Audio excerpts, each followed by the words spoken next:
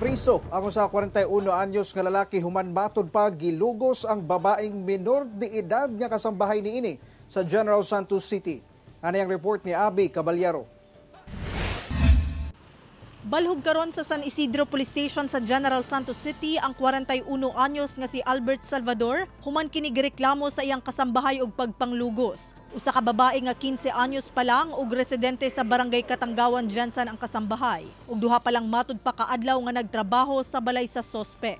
Katabang mangod siya sa suspect. Then since na sa isang lang sila sa isang bahay, nangyari yung insidente. Apply siya diyan ng katulong na 2 araw pa lang siya. Sumala sa kapulisan, saysay sa biktima nga September 19 alas 9 sa buntag, dihang nahitabo matod pa ang pagpanglugos sa biktima samtang natulog kini.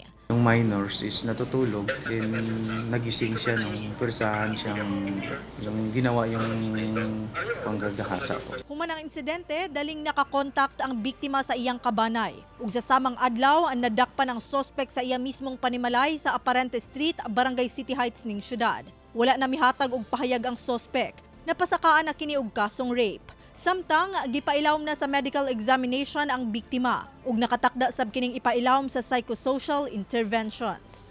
Kauban si Gary Balantay sa kamera. Ako si Abby Caballero para sa One Mindanao.